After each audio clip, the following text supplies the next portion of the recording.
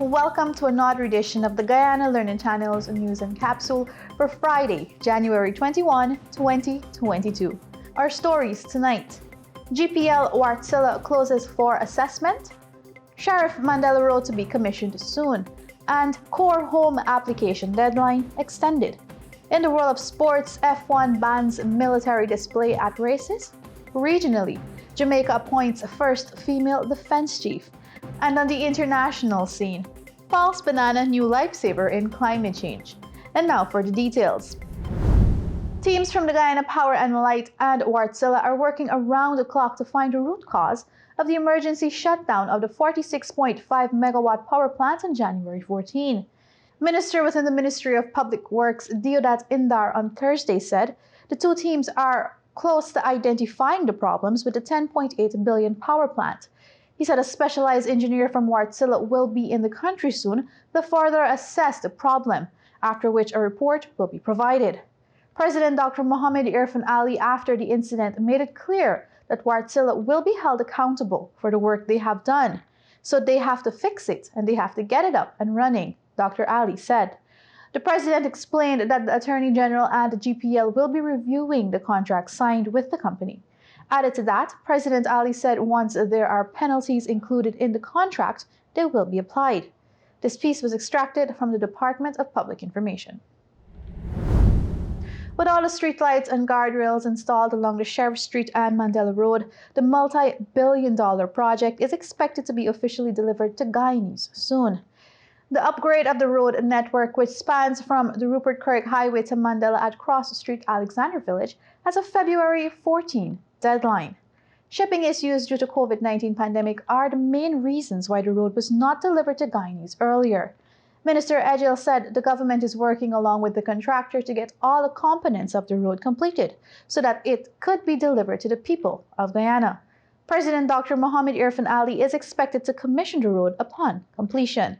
This piece was extracted from the Department of Public Information. With the hope of capturing more of its intended target audience and giving deserving families a chance, the Ministry of Housing and Water Central Housing and Planning Authority has extended the deadline for applications under its Adequate Housing and Urban Accessibility Program. Minister of Housing, the Honorable Colin Crowell, made the announcement earlier yesterday, stating that the closing date is now February 25, 2022. The initial deadline for applications was set for February 7, 2022. However, the execution agency, with the consent from the funding agency, the Inter-American Development Bank, has agreed to the extension. Under the Core Home Support Initiative, some 150 low-income families will receive a new 20 by 20 feet move-in ready 2-bedroom concrete house, which is equipped with the basic utilities such as water and electricity and can be expanded over time. The home is built through the ministry and beneficiaries are only required to make a contribution of 100,000 Guyanese dollars. All applicants are required to possess ownership of the land, and it must be a land issued by the ministry. While under the Home Improvement Subsidy Initiative, low-income families who are living in poor structures can benefit from $500,000 worth in building materials to carry out repairs or expansion to an existing property. This is not a loan and no repayment is necessary. Some 2,000 home improvement subsidies have been earmarked under the program, with 236 persons already approved. Also, in a move to raise awareness and invite applications, the ministry, through the Community Development Department, will be hosting a series of community outreaches over the coming days to the targeted communities. The first outreach will be held on Saturday, January 22, 2022 at the Mon Repo Market Tarmac, Lusignan Market Tarmac, and Good Hope Secondary School. This piece was extracted from the Department of Public Information. And now in the world of sport, Formula One has banned military air displays at Grand Prix on sustainability and environmental grounds. Flybys and other demonstrations by military aircraft have become commonplace as part of events building up to the start of races. F1 aims to be carbon neutral by 2030. There is also a concern the displays can be used to make geopolitical statements with which F1 does not want to be associated. However, it is likely groups such as the RAF's Red Arrows will be permitted as they are less obviously linked to the military. And flybys involving civilian airplanes, such as happen at some of the Middle Eastern races that are sponsored by airlines, will still be permitted as long as the planes are using sustainable fuels.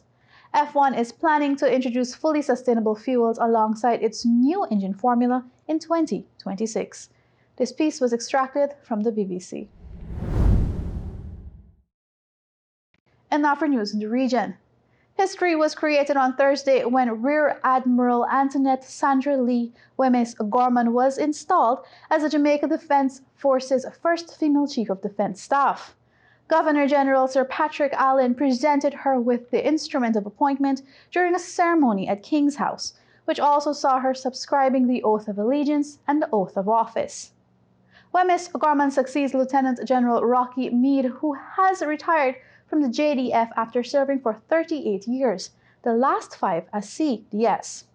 Holness, in congratulating Wemyss Gorman, said her selection through a competitive process by the Defense Board was based on that body's conclusion that she has the requisite leadership skills, experience, commitment, and strategic vision to lead the men and women of the JDF and drive them to achieve even greater levels of success. In highlighting notable achievements of Wemyss Gorman's 29-year military career, Holness said her tenure in the Coast Guard allows her to treat significantly with issues relating to maritime security and the blue economy. This piece was extracted from Loop News Caribbean. And now for international news. Scientists say the plant Enset, an Ethiopian staple, could be a new superfood and a lifesaver in the face of climate change. The banana-like crop has the potential to feed more than 100 million people in a warming world, according to a new study. The plant is almost unknown outside of Ethiopia, where it is used to make porridge and bread. Research suggests the crop can be grown over a much larger range in Africa. Enset, or false banana, is a close relative of the banana, but is consumed only in one part of Ethiopia. The banana-like fruit of the plant is inedible, but the starchy stems and roots can be fermented and used to make porridge and bread. Using agricultural surveys and modeling work, scientists predicted the potential range of Enset over the next 4 decades. They found the crop could potentially feed more than 100 million people and boost food security in Ethiopia and other African countries, including Kenya, Uganda, and Rwanda. This piece was extracted from the BBC. With that, we've reached the end of tonight's broadcast. Be sure to join us again on Monday for more educational news and updates. On behalf of the technical team, thank you for tuning in tonight, and remember to stay safe this weekend. Bye-bye.